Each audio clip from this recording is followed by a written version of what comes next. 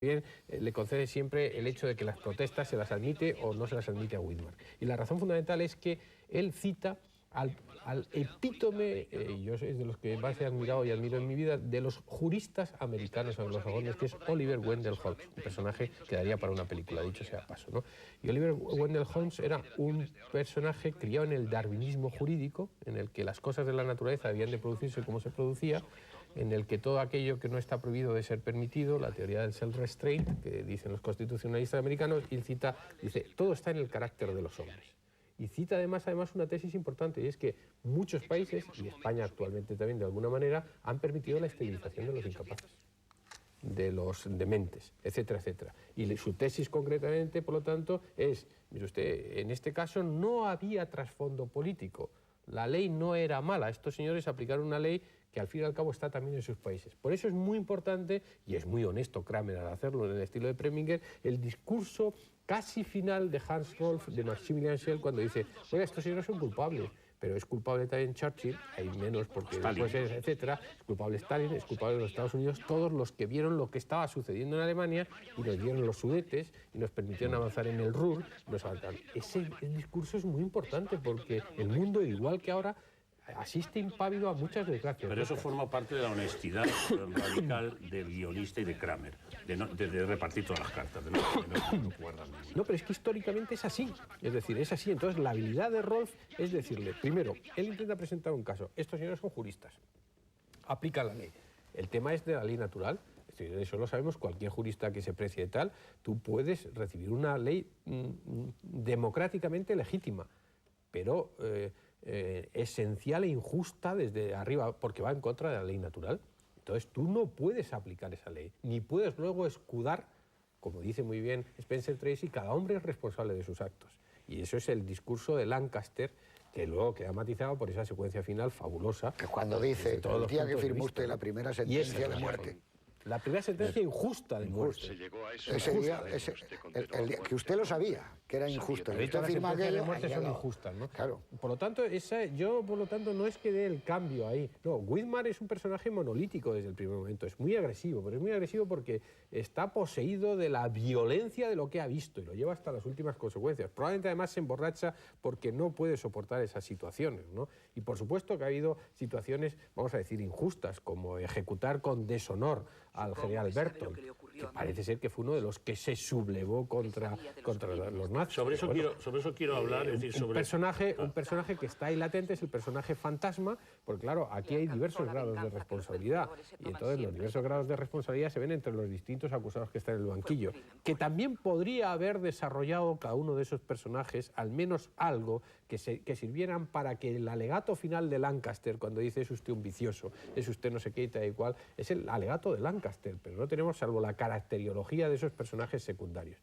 Es ahí donde a la película le falta la riqueza que da la complejidad, por ejemplo, que le da Preminger en cualquiera de sus películas, en Anatomía de un asesinato o en Tempestad sobre Washington, ¿no? Donde hay una galería cinemascópica de personajes y todos, como quería John Ford en sus películas, están escritos las biografías de arriba abajo. Aquí tenemos unos personajes muy fuertes, los de alrededor, que son importantes porque son las piezas del puzzle que te permite dar la visión final de que todo el mundo era responsable, o porque se quedaba en su casa, porque cerraba los ojos, porque no quería ver las cosas concretamente y porque todo el mundo somos responsables de lo que hacemos y de lo que omitimos que suceda a nuestro alrededor. Oye, una cosa que plantea la película y que me parece que es estupenda desde el principio es que se supone que se ha propuesto varios jueces norteamericanos y que todos han dicho que no y acaban teniendo que recurrir a un juez del Maine, que bueno, yo no sé qué sería, Francis Biddle, que fue el original, que tampoco era un juez de primerísima línea. Lo he leído en alguna parte. En este caso, él es un juez retirado, pero retirado por voluntad política, porque allí es cierto que en muchos estados se eligen a los jueces, entras en una... Tracy dice en un momento, creo que es en la deliberación con sus compañeros, una cosa que es muy importante. Dice, no, cuando yo fui juez de distrito, juez del circuito en definitiva, yo sabía bien que había ciertas personas con las que no me podía llevar mal si quería ser reelegido. Es decir, que él admite esa indignidad, pero dice, hay ciertas indignidades que van mucho más para allá, de alguna forma, ¿no? Pero él admite de alguna forma que las influencias políticas le han ayudado en su carrera y que al final pues se ha retirado. Yo creo que esa visión del personaje no sé si Biddle sería así, pero está bien porque es un hombre desilusionado, que tiene todo hecho ya en la vida, que su mujer se ha muerto, y que le mandan a un trabajo para el que él está muy bien preparado, porque en el derecho anglosajón lo de la ley natural, el common law, es ciertamente bien importante, y que creo que en un momento determinado, en una conversación, en una de las primeras con Marlene Dietrich, dice lo que es la clave del personaje, que es muy hermoso, y Tracy creo que está francamente bien. No me parece que sea el mejor trabajo de su vida, pero está francamente bien, que es cuando dice: yo quiero comprender.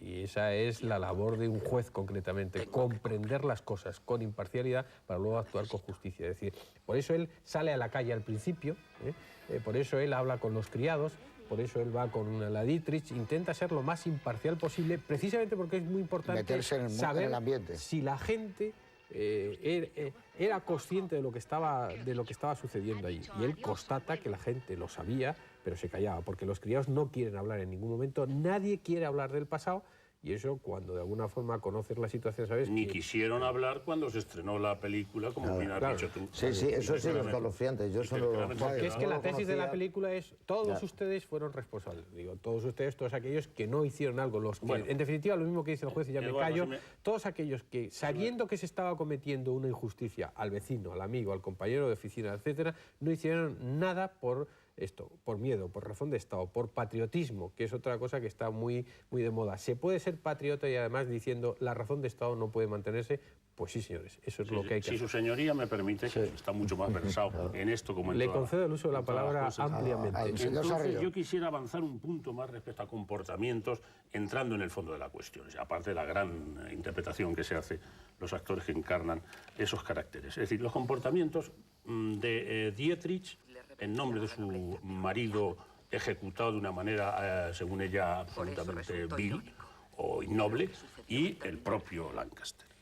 Yo creo que esas dos figuras, y creo que no estaba en la cabeza de Kramer, o sí, no lo sé, pero se han descubierto comportamientos, o se han analizado comportamientos parecidos en la realidad, obedecen, porque es cierto que el marido de Dietrich se levantó, me imagino que se refiere al atentado de julio del 44 contra Hitler. En un caso todos los oficiales bienvenidos, sean alemanes, que generalmente eran Junkers prusianos, de la gran élite, aristócratas antidemócratas, prusianos, etcétera, y cultos, porque naturalmente de ahí sale, aunque no era prusiano, el que representa todo eso en un nivel intelectual más alto es Ernest Juncker, que realmente, es decir, lo que adora y lo que le gusta naturalmente es esa especie de corte cultural, incluso política y militar, en torno a Federico el Grande, que naturalmente es una especie de hito muy alto, mucho más que Bismarck, que también, por supuesto, lo era, porque representan realmente los Junkers prusianos, que no eran tan brutos como los franceses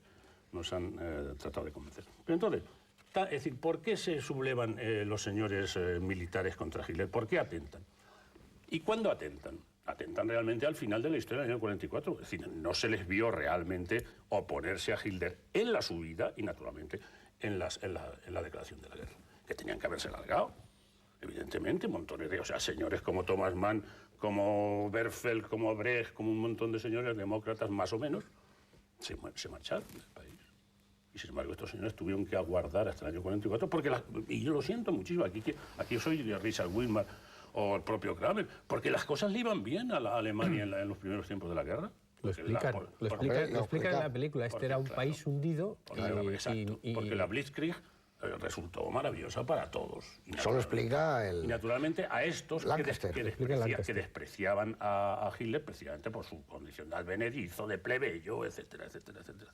Eso lo explica Dietrich muy bien de cómo... De manera que, claro, y luego, es decir, en el caso concreto, más allá de Lancaster y sus discursos petición de perdón, a mí me recuerdan mucho lo que hizo Albert Speer en el proceso del 46. Claro, es que en esta película se han publicado las memorias que son muy interesantes. Claro, no. En esta película perdón un momento. Es decir, no es Albert Speer, es que coge cuatro casos distintos de lo que estaba sucediendo en esa época. Es decir, la disculpa que dice, no, al final salta Lancaster, digo, me he callado, pero realmente asumo mi culpa de vida. Eso es lo que hizo Speer, por ejemplo.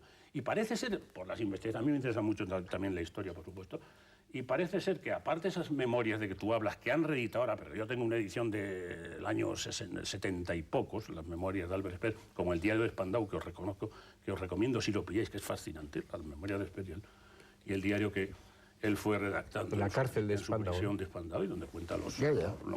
movimientos de todos los que estuvieron con él encarcelados. En esas investigaciones de la historiografía alemana correspondiente, han tenido que salirle al encuentro